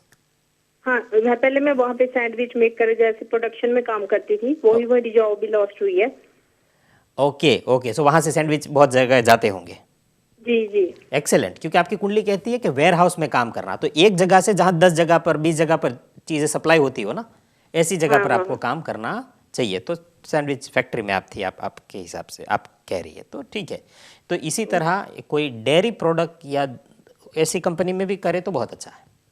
ओके ठीक है ठीक। और सप्लाई, हाँ, वेयर हाउस, उसका काम आपको ज़्यादा सूट करेगा, जहाँ पर एक जगह से बहुत सारी जगहों पर काम चीज़ें सप्लाई होती हो। ओके ओके ठीक है ठीक है ठीक है। ठीक। अपने पाँव का ख्याल रखिएगा और गाड़ी ध्यान से चलाइएगा, अगर चलाती है तो कोई ट्रबल ना हो, ध्यान रखिएगा। जी नहीं, गाड़ी तो अभी सीखी नहीं है। तो कम प्रॉब्लम है। हाँ। लेकिन अच्छा, शोल्डर में बताया, शोल्डर में जैसे लेफ्ट और राइट शोल्डर में सट लगेगी, जहाँ कुछ हाँ वैसे हाँ, पेन होगा जहाँ? वैसे ही पेन होगा। समझ नहीं आ रही क्या है? शोल्डर कॉलर बोन का एरिया है ना जी, जो नेक और कॉलर बोन शोल्डर, यहाँ कोई ना कोई तकलीफ आपको देगा अभी, ओके ओके ठीक है। इसी टाइम के अंदर, उसमें या फुट में। लेकिन अगेन डॉक्टर से कंसल्ट करिए, अगर कोई तकलीफ हो तो थोड़ा ध्यान रखिएगा, दैट्स ऑल। ओके, जब मैं अनमेरिड थी तो मेरे जैसे यहाँ कूनी नहीं होती, उसमें तो मेरे वैसे सट लग चुकी है। अनमैरिड थी तो कोनी में साट लग चुकी है? जी जी, निकल गई थी एल्बो मेरी निकल गई थी, वो गिर गई थी तो मैं वो निकल गई थी मेरी एल्बो। इंटरेस्टिंग, क्योंकि आपकी कुंडली कहती है शोल्डर पे, हाथ पे मार लगना, चोट लगना। जी चलो ठीक है, लाइन पे बने रहिए, लाइन पे बने रहिए। शादी से पहले, औरतों को शादी से पहले नॉर्मली मार लगती है, बंदे को शादी के बाद लगती है। तो बात ये है, शादी खुद ही एक ऐसा एक्सीडेंट, नॉर्मली आपको मार चोट लगे, एक्सीडेंट हो तो आपको वहाँ हल्दी लगाते हैं, चोट लगे ना उधर, तो आपको पता होगा इंडिया में हम हल्दी लगा देते हैं। तो शादी एक ऐसा एक्सीडेंट है जिसके होने से पहले लोग हल्दी लगा देते हैं। हल्दी पिट्ठी की रस्म हमारे गुजरात में करते हैं, पिट्ठी, तो हल्दी लगा देते हैं पहले ही कि बहुत बड़ी चोट लगने वाली, तो कहते पहले ही हल्दी लगा लो। तो ये बात है। एनीवे, फिलहाल बढ़ रहे ब्रेक की ओर, मिलते हैं ब्रेक के बाद। Welcome back after the break से पहले हमारी बात हो रही थी कॉलर के साथ, लग रहा है उनकी लाइन ड्रॉप हो गई। उन्होंने अपने काम के बारे में पूछा। इस वक्त उनका घर देखे, बाराबाद तो खूब ही एक्टिव है, बहुत ही ज़्यादा एक्टिव है, और जल्दी ही उसी घर में इनका ग्रहण भी होगा। So which is a strong sign कि उनको जल्दी ही विज़िट करना पड़ेगा किसी इलाज की जगह को, हॉस्पिटल को, या कोर्ट या वकील का कोई ना कोई हो सकता है कि इनको इश्यू हो, कहीं ना कहीं कोई दिक्कत होगी। पर एनीवे, ध्यान रखना है, या कोई लेटर आएगा, कोई चिट्ठी आएगी जो कोर्ट से आए, या ऐसा कुछ, या गाड़ी से रिलेटेड आए। लेकिन गाड़ी उन्होंने कहा ड्राइव नहीं करती, तो ठीक है। एक बार किसी को मैंने कहा कि गाड़ी का ध्यान रखना, गाड़ी चलाते वक्त ये पीरियड ऐसा है। तो मुझे भाई साहब कहने लगे, तो मैं काम करता हूँ, मैं गाड़ी चलाना ही छोड़ देता हूँ अभी। गाड़ी चलाना छोड़ना कोई सोल्यूशन थोड़ी है, नहीं ही चलाते तो अलग बात है, लेकिन अगर गाड़ी से तकलीफ लिखी है तो गाड़ी ही छोड़ दो, ऐसा ये कहाँ का सोल्यूशन हुआ। तो लोग ऐसे भी सोल्यूशन लाते हैं, यानी एक दिन हम सबको मरना है तो क्या हम आज जीना छोड़ दें कि नहीं भाई एक दिन तो मरना ही है, फिर जी कर क्या करें, ऐसा ऐसा कोई सोचता है क्या? नहीं, एक दिन सबको मरना है, लेकिन जितना जी रहे हो जाग के जियो, मज़े से जियो। तो बात ये है, आप उंगली के नाखून काटते हैं, आप आज काटे हफ्ते में वापस बढ़ गए, फिर एक हफ्ते बाद वापस बढ़ गए, फिर काटते हैं, फिर बढ़ते हैं, तो हर बार काटने पड़ते हैं। तो क्या क्या करोगे? सॉल्यूशन क्या होगा कि चलो एक काम करते हैं, उंगलियां ही काट देते ताकि नाखून ना बढ़े, ये गई उंगलियां, बस बार बार नाखून काटना झंझट नहीं है, उंगली काट देते। तो ये कोई सॉल्यूशन थोड़ी हुआ। बात ये है, कई लोगों के पास बड़ा एक्सट्रीम सॉल्यूशन होता है ना। सो चाहे वो गाड़ी हो, चाहे वो रिश्ते हो, माँ से नहीं बन रही तो क्या माँ से या बाप से नहीं बन रही तो बाप से बोलना छोड़ दोगे, ज़िंदगी भर के लिए रिश्ता काट दोगे? नहीं, प्रॉब्लम माँ नहीं है या प्रॉब्लम आप नहीं है, प्रॉब्लम मिसकम्युनिकेशन अक्सर होती है। आप कुछ कहती है, माँ कुछ समझती है, आप कुछ कह रहे हैं, आपके पिताजी कुछ समझते हैं, या वो कुछ कह रहे हैं, आप कुछ और समझते हैं। तो ये प्रॉब्लम होती रहती है। तो उस प्रॉब्लम का सॉल्यूशन लाइए, उसको ख़त्म करिए, रिश्ता ख़त्म मत करिए। लोग रिश्ता ही ख़त्म कर देते हैं। भाई बहन के साथ बिगड़ गई, रिश्ता ख़त्म, बोलना ही नहीं है भाई को, सालों साल भाई को बहन को फ़ोन नहीं करना, ख़त्म बात, वो हमारे लिए मर गए, ऐसी बातें लोग करते हैं। भाई प्रॉब्लम को मारना है या भाई बहन का रिश्ते को मारना है? लोगों के पास सॉल्यूशन, कहीं लोग बड़े क्रिएटिव होते हैं ना, तो वो रिश्ते को मार देते हैं। तो सैड है ये। ओके, तो ये है, बट नहीं बढ़ेंगे अगले कॉलर की ओर। हमारे पास दरमियान ब्रेक के मैंने डिटेल्स ले ली है कुछ कॉलर्स की, तो जैसे वो क्यू में है उस हिसाब से नंबर उनका लेते रहेंगे। Hello hello Indranshu. हाँ बहन जी, आपकी बर्थ डिटेल एक बार फिर से बोल दीजिए प्लीज़। 28 फरवरी 1980, ठीक है। टाइम रात के 8:30 बजे। भारत पंजाब में संगरूर में आपका जन्म है? हाँ हाँ जी, संगरूर के विलेज में जन्म है मेरा। संगरूर के पास एक विलेज है वहाँ पर। तो संगरूर शहर से कितना दूर होगा ये आपका विलेज जहाँ पैदा हुई? ओह गॉश, ये तो मुझे नहीं पता, बिकॉज मैं कभी संगरूर गई नहीं। बालियाँ है, बालियाँ। जी संगरूर जाने की जरूरत नहीं, खाली डिस्टेंस बताना है, वो इनफ है। आपके सिटी का, आप जिस शहर में पैदा हुई उसका नाम क्या है? संगरूर है, जिस विलेज में पैदा हुई हूँ उस के सिटी का नाम संगरूर है। तो आप संगरूर में ही पैदा हुई? नहीं, मैं विलेज में पैदा हुई हूँ, बालियाँ विलेज का नाम है। कैसे? जो धूरी के पास पड़ता है। धूरी धूरी से हाफ एन आवर दूर पड़ता है।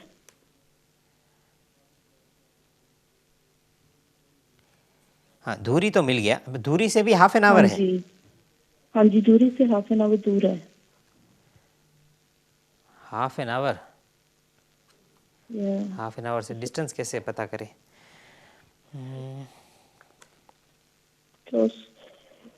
मैंने तो कभी नोटिस नहीं किया। होगा क्या, पहला चार्ट तो मिल जाएगा आपका, सेम आएगा, इंटरनल चार्ट चेंज होगा जी। चलिए, दूरी मिल गया है, मैं दूरी के ऊपर से चलता हूँ। वो दूरी जो संगरूर के पास है, तो वही। तो संगरूर शहर कितना दूर है आपके गांव से, और दूरी कितना दूर है? दूरी आधा घंटा। जस्ट मिनट, मैं खुद मैप पर देख रही हूँ अभी। सॉरी, मैं अगर मुझे पता तो मैं पहले देख कर रखती। ठीक है, ठीक है। तो आप अब मैप से ढूंढ रही हैं? चलिए, अच्छी बात है। आप भी सोच रही हो कि भाई साहब ने किस काम। हाफ एन आवर ही दूर है। नहीं बहन जी, हाफ एन आवर डिस्टेंस कभी टाइम में थोड़ा मेजर होता है कि हाफ एन आवर, फिर हाफ एन आवर संगरूर और दूरी ऐसे हाफ एन आवर है कि ऐसे हाफ एन आवर है। तो ऐसे है तो प्रॉब्लम कम है, ऐसे है तो प्रॉब्लम ज्यादा है। सो आप मेरा संगरूर लेकर चले। हाँ, अब वही लिखती हूँ मैं। अच्छा, तो हम संगरूर लेकर के चलेंगे। पहला चार्ट तो सेम होगा, उसमें कोई फर्क नहीं है, इंटरनल चार्ट में प्रॉब्लम पड़ सकता है। इंटरेस्टिंग, आपकी कुंडली में बहन जी राशि आपकी बनती है कर्क, और आपका जो लग्न है वो कन्या है। आपसे पहले जो लेडी फोन कर रही थी उनकी भी राशि कर्क है, इनका लग्न कर्क था। जी तो कर्क लग्न वालों के लिए अभी अभी बात करूं ना, ये समय में कर्क लग्न या कर्क के चंद्र वालों के लिए ग्रहण होने वाला है इस महीने 12वें घर में आपके। हम्म, तो 12वें घर में ये जो ग्रहण होगा ना, ये जी खर्चा बढ़ा देगा, काम में दिक्कत देगा, काम और खर्चा, पैसा काम यहां प्रॉब्लम देगा, सवाल पैदा नहीं होता। जी तो आप तैयारी में रहिएगा। आई होप ऐसा न हो, लेकिन ये होगा। गोश जी आपको काम पर ट्रबल पड़ेगी, या काम पर झगड़ा होगा, या काम पर कहीं ना कहीं काम पे प्रॉब्लम आने वाली। काम या खर्च ये आपको तंग करेंगे, खर्चा बढ़ जाएगा या अभी पता चलेगा आपको, लेकिन आई होप ऐसा ना हो, लेकिन दिख रहा है। जी। और तो का मेरे फेवर में जाएगा जो क्या होगा? हेलो, आपकी आवाज। मैं बोल नहीं रहा हूँ, मैं बोलूंगा तो आवाज़ होपफुली आएगी।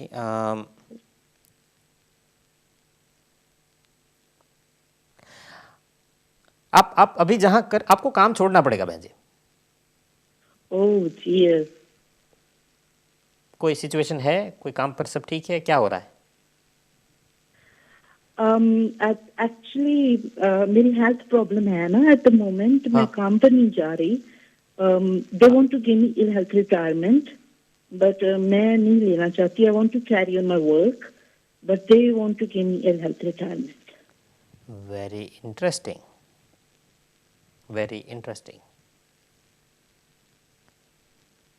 Very very interesting. तो उन्होंने आपको रिटायरमेंट देनी है, लेकिन आप नहीं चाहती रिटायर हो। They always want to offer me ill health retirement. All the time I have a problem over there. But मैं कर रही हूँ because I have no option. Interesting.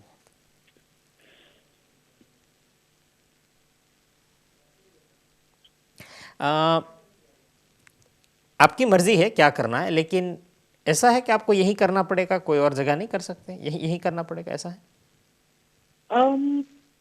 Because of my health problem, मुझे job मिलने में problem हो सकती है। अच्छा,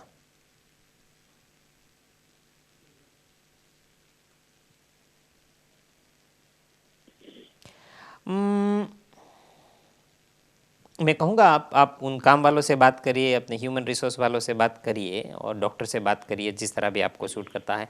जहाँ तक ग्रहों की बात है ना, ये समय इन पर्टिकुलर कामकाज के मामले में ग्रेट नहीं लग रहा। ओके। ये एट द मोमेंट तो मैं काम पर नहीं जा रही हूँ। मैं काम पर नहीं हूँ, मैं ऑफ सीक हूँ एट द मोमेंट। मैं समझ सकता हूँ। बट मुझे जाना तो होगा एक ना एक दिन, है ना? तो कब तक का टाइम आप मुझे बताते हो कि it's going to be best for me? At the moment तो ग्रहण चल रहा है, आप बोल रहे हो, पर वो कब छूटेगा? कब ग्रहण होना है 21 तारीख को। अभी जो है ना बहन जी, अभी 3 दिन पहले एक ग्रहण हुआ। जी जी जी। ये ग्रहण आपकी कुंडली में हुआ 5वें घर में, चंद्रमा से। 5वां घर हमारा फ्यूचर है। तो आपको फ्यूचर के लिए नई प्लानिंग करनी पड़ेगी, पुरानी चीज को छोड़ना पड़ेगा। पुरानी, या आपको फ्यूचर से रिलेटेड थोड़ी इनसिक्योरिटी देगा, ये लग रहा है। कब तक जी है टाइम मुझे? ग्रहण की असर कह लीजिए कि एक नक्षत्र साइकिल या लिटिल लेस उस तक पड़ेगी। मोर और लेस ये तकलीफ है आपको 21 जुलाई तक काम से रिलेटेड इनसिक्योरिटी और वो सब कुछ 20 जुलाई 21 जुलाई तक फेस करना पड़ सकता है। ओके। लेकिन मुझे बहन जी आपको दिल छोटा करने की जरूरत नहीं, क्योंकि कंडीशन मैनेजेबल लग रही है। ओके जी जी। कंडीशन मैनेजेबल लग रही है आपकी। मैं सारी चीजें भूल जाऊं ना, जी काम वाम में हर चीज को मैं इग्नोर करूं ना, तो भी आपकी कुंडली में एक चीज है जो बड़ी इंटरेस्टिंग है, जो बहुत सपोर्टिव है। जी। वो है आपका चंद्रमा। चंद्रमा आपका 11वें घर में है बहन जी। 11वें घर का मालिक बनकर के 11th Lord placed in the 11th house, which is moon, and the lord of the 11th house from the 11th house भावात भावम which happens to be शुक्र Venus और उससे 11th हाउस यहां पड़ा है, जी विच मीन्स आपको जरा भी इनसिक्योर होने की जरूरत नहीं है। Oh, that's great. Thank you. ये तो आपने बहुत अच्छा बताया मुझे, मेरी आधी प्रॉब्लम हल कर दी। आपकी कुंडली में प्रॉब्लम क्या है बहन जी पता है? मर्क्यूरी यहां पर है, पहले घर का मालिक बनकर के मर्क्यूरी छठे घर में पड़ा है। तो जब पहले घर का मालिक छठे घर में होना केतु के साथ और साथ ही 12वें घर का मालिक सूर्य विच इन योर केस पड़ा है, आपको ऐसी फीलिंग देगा कि जैसे मैं कभी हेल्दी हुई नहीं, मुझे कोई ना कोई प्रॉब्लम हो रही है, इस तरह की फीलिंग आपको देगा। मतलब आपका आज एक ठीक हुआ, अभी वो ठीक हुआ नहीं हुआ, दूसरा प्रॉब्लम शुरू होगा हेल्थ में। तो इनको हेल्थ इश्यू काफी तंग करते हैं। अगेन डॉक्टर हेल्प करेगा आपको और कोई नहीं। दूसरा, इन द फ्यूचर आगे जाके आपको ब्लड सर्कुलेशन की प्रॉब्लम हुई, नर्व ट्रैप होना, यानी कहीं ना कहीं ये मर्क्यूरी थोड़ी आपको चलने फिरने की तकलीफ देगा। ये आपकी नस कोई दब जाए उसकी वजह से कोई तकलीफ, मुझे समझ नहीं आ रही क्या है। ये है प्रॉब्लम मुझे वॉकिंग की। ओके, कितने टाइम से है?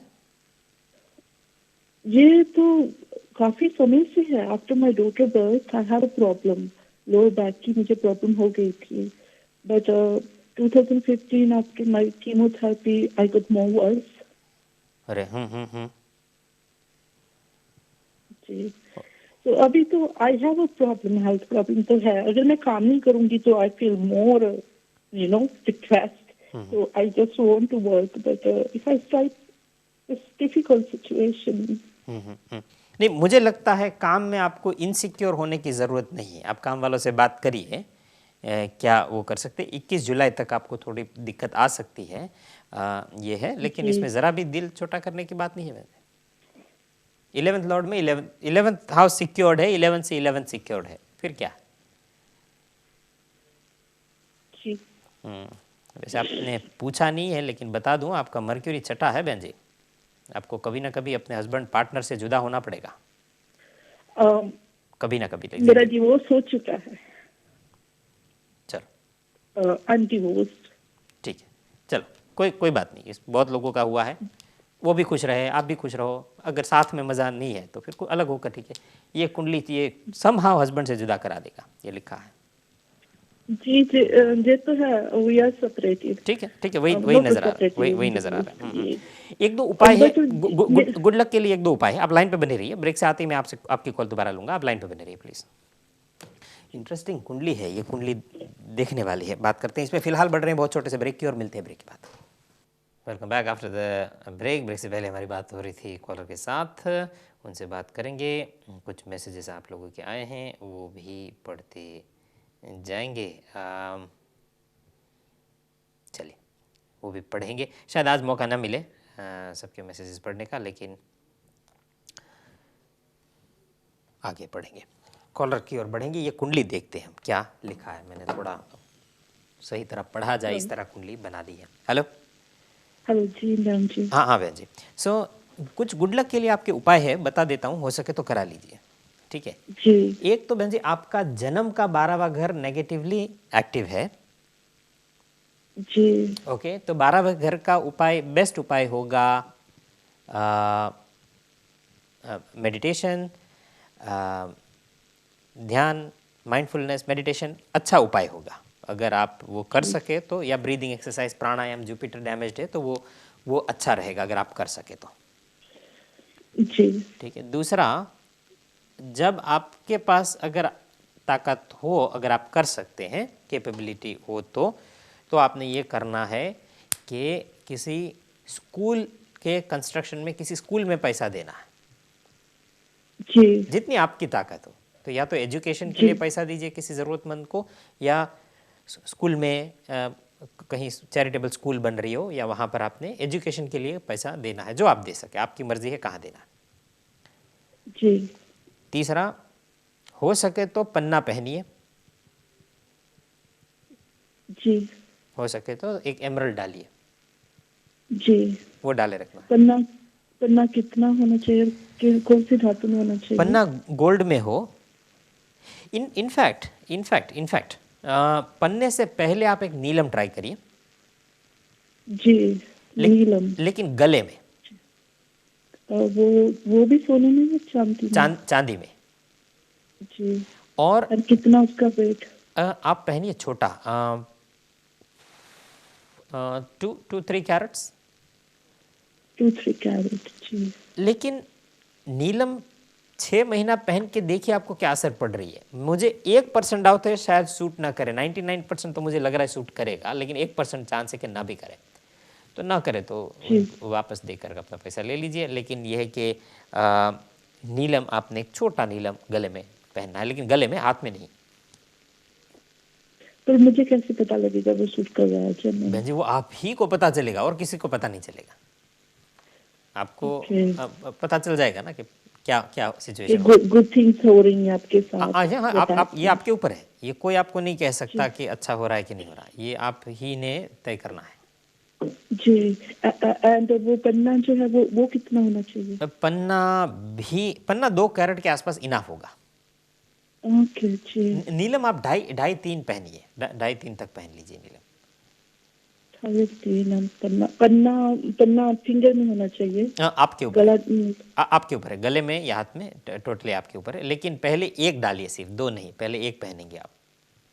ओके, पहले नीलम बाद में देखिए कैसा नीलम लग रहा है कैसा नहीं, उसके बाद दूसरा पहनिए। जी।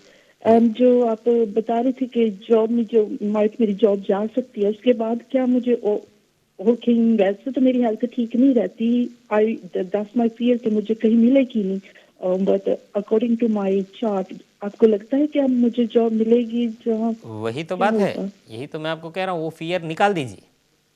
जी। वो वाला फियर आप निकाल दीजिए। जी। स्ट्रगल हर एक की ज़िंदगी में अपनी लिखी है, आपकी अपनी है, मेरी अपनी है, ये लिखी है। लेकिन ये मुझे नहीं नज़र आ रहा कि कोई काम दुनिया का आखिरी काम नहीं होता बहन जी। तो आप ये मत सोचिएगा कि आखिरी काम है, ये गया तो और कुछ नहीं मिलेगा। नहीं, ऐसा नहीं है। जी, ये तो बात सही कही आपने। तो ये दिमाग से निकाल दीजिए। जी। तो अब वैसे आपको क्या लगता है कि मेरे हित में क्या है कि क्या मैं वो काम छोड़ दूं जहाँ पर मैं लगी हुई हूँ, अकॉर्डिंग टू योर ओपिनियन?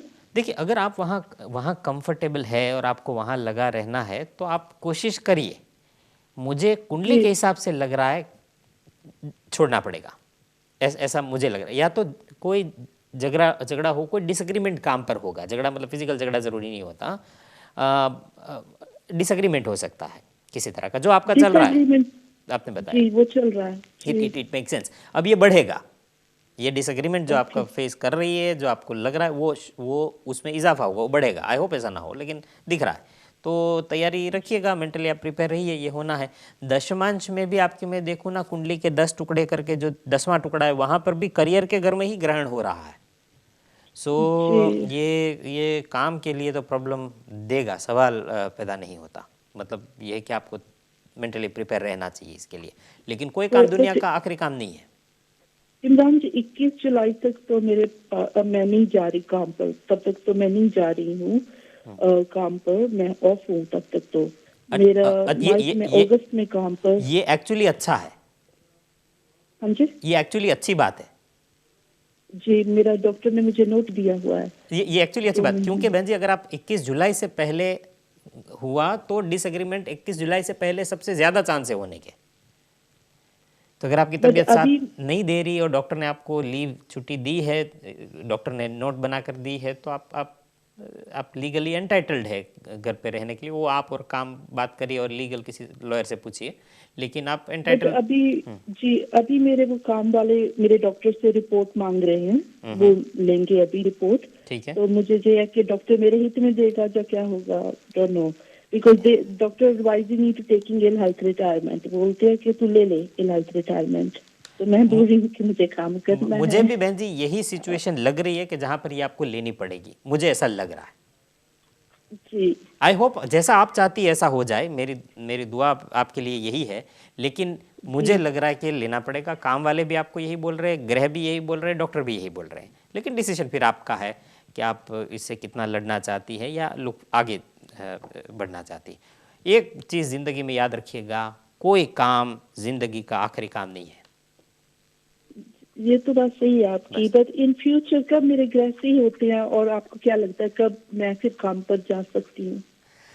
देखिए, एक बात बहन जी है कि आप as you progress age wise, और आप जैसे ही अर्ली 40s पहुंचती है, जो कि आप अभी पहुंच चुकी है, अभी आप 40 साल की अभी हुई हैं फरवरी में। जी अर्ली 40s आपके लिए काफ़ी स्ट्रगल वाला समय रहेगा।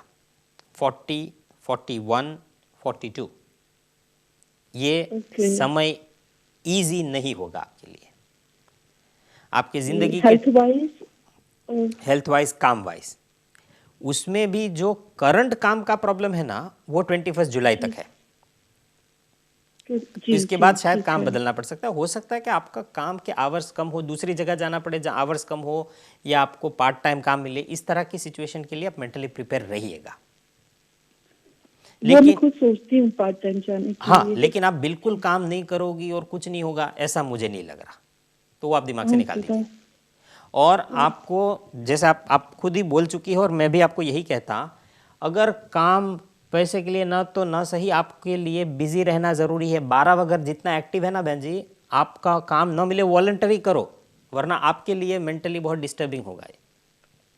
तो काम करना बहुत ज़रूरी है आपके लिए, बहुत ज़्यादा ज़रूरी है आपके मेंटली एक्टिव रहने के लिए। जी हम्म। ये तो तो बात सही है, लेकिन 100% सही है। वो वाला मिल जाना चाहिए, ऐसा मुझे लगता है। तो आप घबराइए नहीं। चलो ठीक है इमरान जी, हेल्थ वाइज क्या है आपको लगता है कि हेल्थ और काम दोनों का स्ट्रगल बढ़ेगा। ये 12 अगर एक्टिव हो रहा है ना, मैंने जैसे आपको कहा बहन जी, तो ये समय है कि जहाँ पर आपकी लोअर बैक में नर्व ट्रैप हो, जिस वजह से चलने फिरने की तकलीफ से गुजरना पड़ेगा। और आपकी कुंडली में ये जो जुपिटर और मार्स है ना 12वें घर में राहु के साथ, ये दिखाता है कि शायद आपको एक ही पार्ट में बॉडी के 2 बार या 3 बार सर्जरी करानी पड़े, एक ही पार्ट में। एक बार तो हो चुकी है। नहीं, एक पार्ट में एक से ज़्यादा बार बहन जी। ओ डियर। तो ये लग रहा है, बट एनीवे डॉक्टर बताएगा। 11th हाउस में 11th का लॉर्ड है, इसका मतलब ये है कि आपको टाइम पर डॉक्टर और इलाज मिलता रहेगा। ओह that's great. 11th Lord 11th house में है, सो मतलब ये है कि टाइम पर चीज़ें काम आती हैं।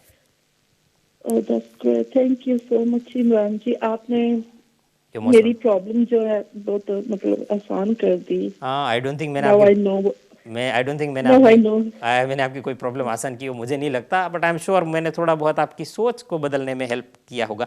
बहन जी, हम जब छोटे होते हैं ना, वो छोटा बच्चा नहीं होता, उसके हाथ में खिलौना होता है, तो उसके हाथ से वो खिलौना ले लो ना तो रोना शुरू कर देता है, क्योंकि वो सोचता है कि यही खिलौना आखिरी, यही सब कुछ है, इसके अलावा कोई खिलौना ही नहीं है। लेकिन वो ये फिर हम बड़े होते हैं ना बहन जी, इसमें मैं आपकी नहीं बात कर रहा, मैं भी आ गया इसमें, हम सब।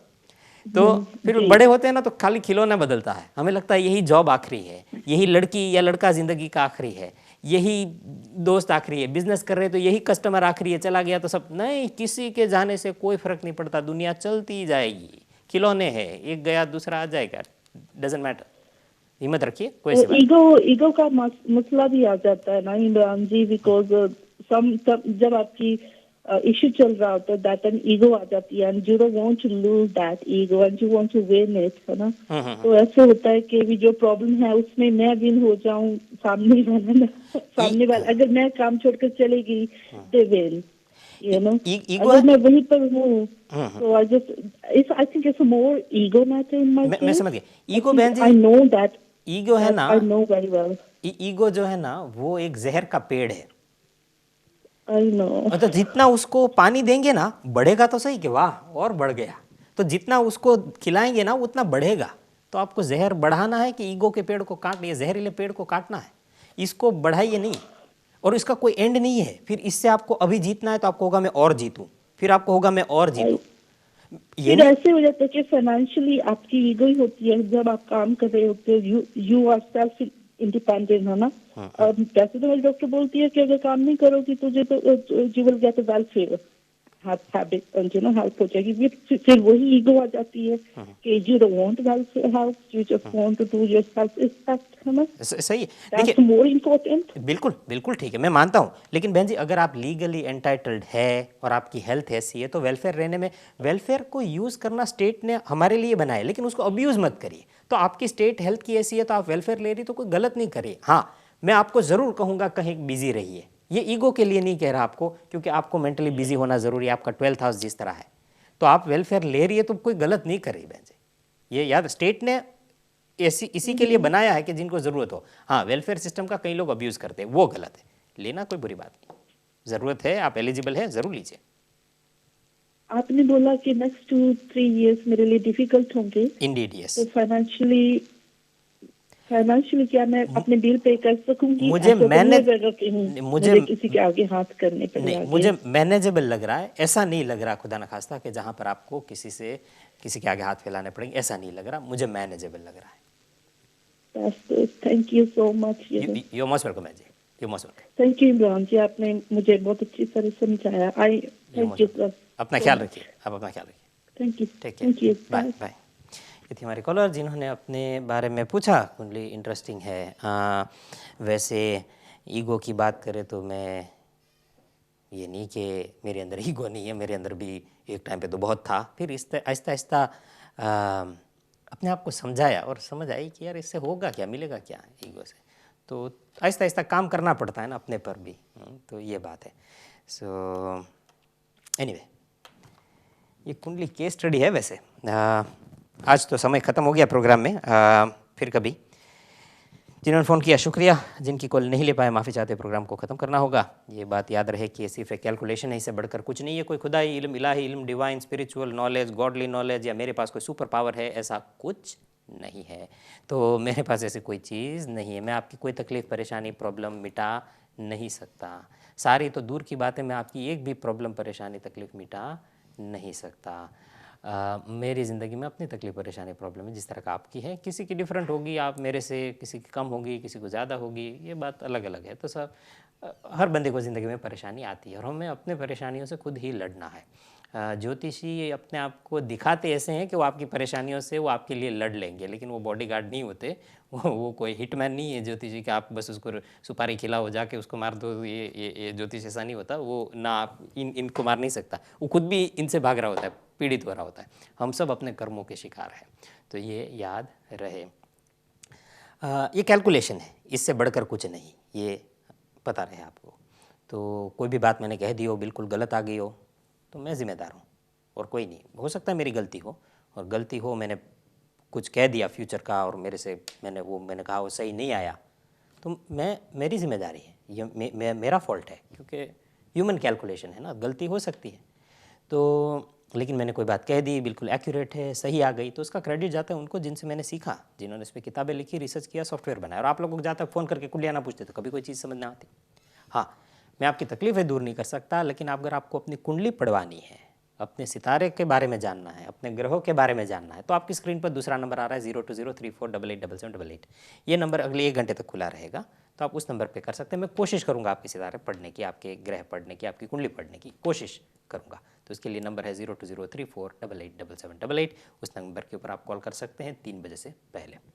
मुलाकात मेरी आपसे होगी सीधे मंडे के दिन दोपहर को 12 बजे लाइव वीनस टीवी पर। मंडे तक के लिए दीजिए मुझे इजाज़त।